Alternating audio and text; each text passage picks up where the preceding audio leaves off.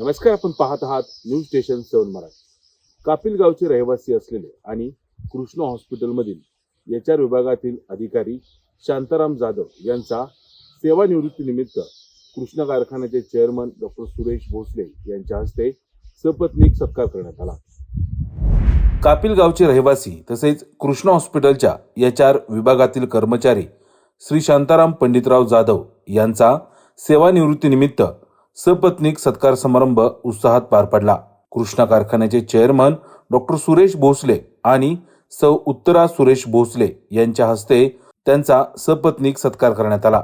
श्री जाधव यांनी तब्बल 30 वर्ष प्रामाणिक आणि निष्ठेने सेवा बजावून आपला वेगळा ठसा उमटवला होता। त्यांच्या कार्याचा गौरव करताना उपस्थित मान्यवरांनी त्यांच्या सेवाभावी वृत्तीचे कौतुक केले। या समारंभास मलकापूरचे उपनगराध्यक्ष मनोहर शिंदे, नगराध्यक्ष तेजस सोनवले, कृष्णा कारखान्याचे व्हाईस चेअरमन जगदीश जगताप, संचालक दयानंद पाटील तसेच विविध क्षेत्रातील मान्यवर आणि कापिल गावातील ग्रामस्थ मोठ्या संख्येने उपस्थित होते। पंडितांना आणि सरदारांना ही ह्या विभागातली ओळख आहे। मी ज्या वेळेला कॉलेजवरनं आलो पहिल्यांदा कोणाची ओळख झाली असेल तर यांची ओळख झाली। आणि आत्ताच मनोहर भाऊ म्हणत होते एक शिस्तीचं वातावरण, शिस्तीपेक्षा मी असं म्हणेन की अलिखित सामाजिक नियम अशी त्याची व्याख्या केली तर चालेल। आणि ही एक संस्कृती म्हणा, ही एक परंपरा म्हणा, ह्या विभागामध्ये त्यांच्याकडनं आपल्याला शिकायला मिळाली।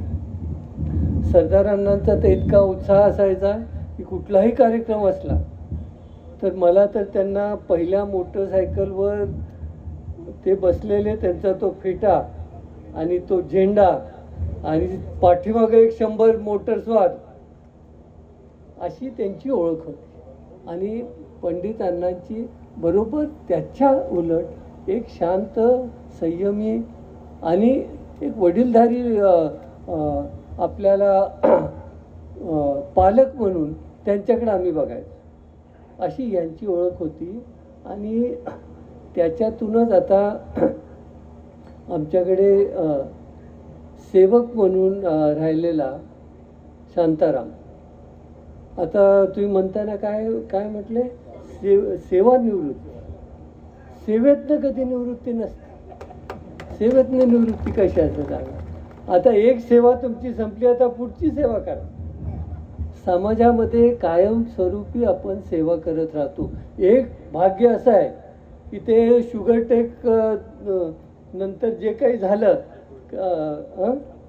अल्कोहोलटेक केलं आणि बरं झालं तिकडं अल्कोहोलटेक तुम्हाला ते सूट झालं नसतं, पण पंडितांच्या मुलाला अल्कोहोलटेक झालेलं हे काही सोयीचं झालं नसतं। म्हणून तुम्ही योग्य ठिकाणी आला आणि सेवेच्या ठिकाणी आला। आणि तुम्हाला सांगतो, सेवेचं ठिकाण हे थोडं नाही, एक भाग्याची गोष्ट आहे।